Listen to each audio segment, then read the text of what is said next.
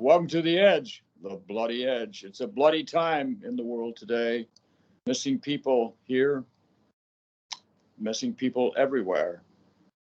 Someone's alive and someone's dead, and maybe not so dead after all. But it's all speculation. We have the laundry of Northport, Florida, in the Sarasota County.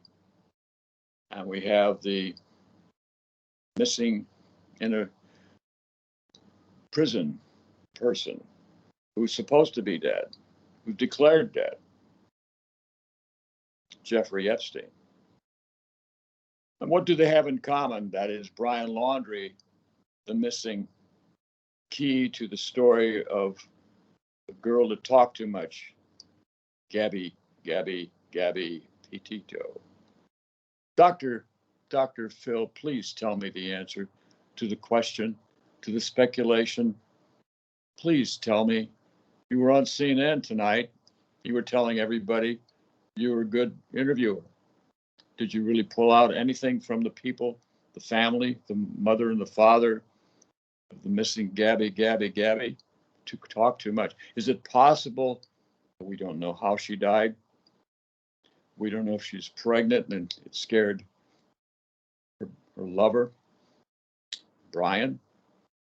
He's got a lot to clean up. Did he come back? Some people have said he flew back in. Did he bring the vehicle back? Yeah, he brought the vehicle back, her vehicle. All these questions. Jeffrey Epstein has many questions. 2 hours, and suddenly there's a corpse that looks like you could have found him in any homeless shelter. Could have passed for any of it, and people think it's a body double. All the speculations, all the uncertainty of two people with totally different backgrounds, one very poor and one very rich. What's the commonality here? A helpless female. In the case of Epstein, for sure, underage. In the case of Brian Laundrie, 22 years old. But did she not do what she was told? Did she just talk too much? Gaby, that was her name. She had that name for a reason. Was it because her real name was Gabrielle, or did she just talk too much? In the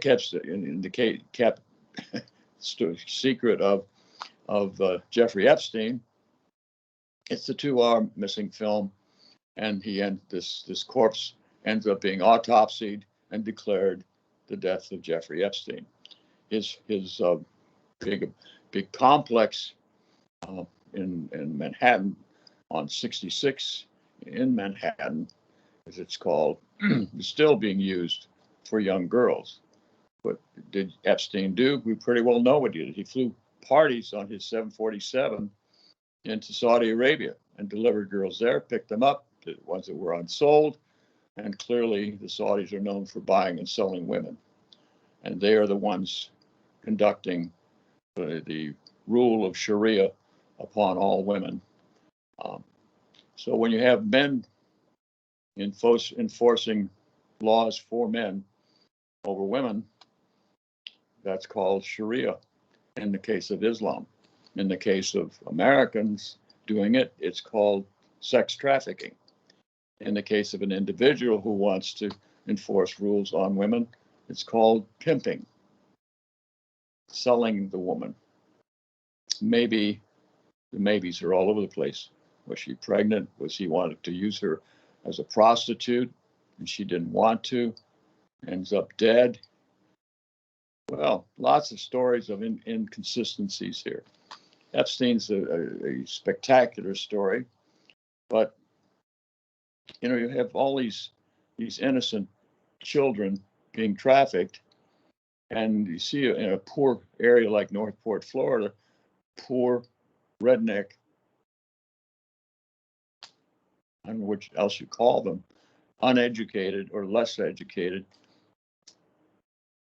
person, male, who has no future or very little future, ends up being complicit, but with parents, with her death, Gaby's death. Gaby. In any event, we have this situation. Dr. Phil is playing on it. But I think there is a connection in the mindset of America. We want these stories, and we delight in these stories, but we want an answer if it's possible, or do we really? How many girls like Gaby that are younger are lost to the world? Had their head shaved, bleached hair, shaved eyebrows, lost identity at the age of 15, 16 years of age. Experienced some form of hell in where their life is now. And here we have one right here in Northport that's showing itself as an individual, opportunistic male, perhaps using this so-called girlfriend, future wife, maybe, but to throw her away, walk away, or abandon her, or leave her, demonstrates something that's not very easy to understand. And with the parents acting the way they are, and with the sisters saying, what's going on here? Lost people. But then again, you have the massage parlors where these little girls do massages. And there's 9,000 illegal massage parlors. This is a bigger problem for America than people realize. 9,000 illegal massage parlors. What's an illegal massage parlor? They bring in workers who are underage and are noted for being parking places for people who pimp children. And that is exactly what Mr. Epstein did. And Gilliam, his female pimp, was part of. And we even have films that show the people at the parties on the planes. Well-known people like Bill Clinton, well-known people like Donald Trump. And we all know that this went on for a long time and still goes on. The Saudis are up their eyeballs in buying and selling. The early film Taken shows that they're online seeing the girls are going to buy, which one they want and how much. And so then you have a major owner of a football franchise, Robert Kraft, and you end up getting caught in one of these massage parlors. And they buried this thing, his involvement.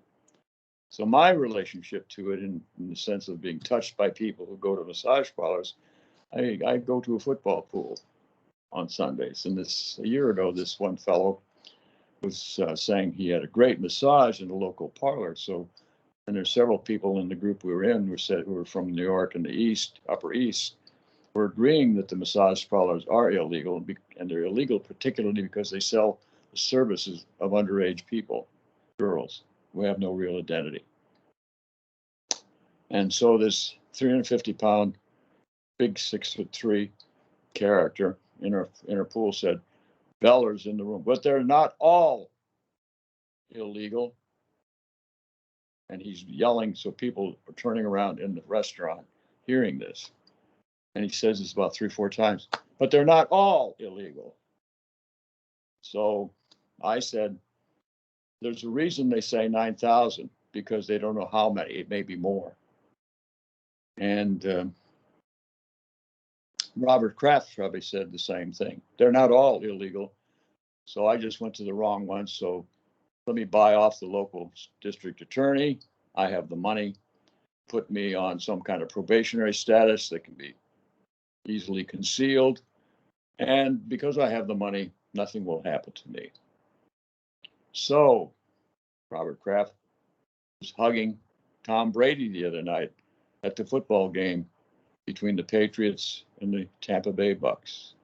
Celebrity, celebrity, celebrity, and so innocent of going to a massage parlor. And it's noted to be a parking lot for trafficked women, especially. So the week later, after this bellowing football fan at the football pool was saying they're not all illegal, he shows us pictures of blonde, blue-eyed, underage girls. You see, he says, you see what I mean? They're not all illegal. So Jerry, how do we know that?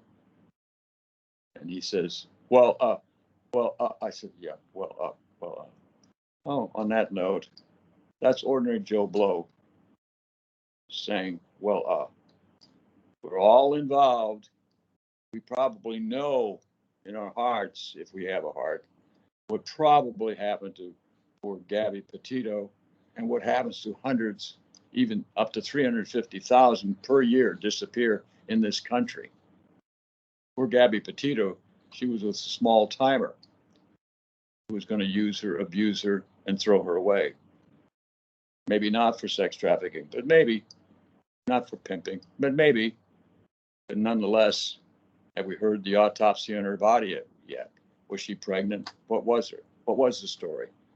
So the next time you go to a massage parlor, really check it out if you can. Pretty hard to do. That's where Epstein parked his females until he picked them up for the next trip to be sold somewhere else on another online sale. Gee, ain't America great? Look how much money you can make. Money's everything. Have a great night.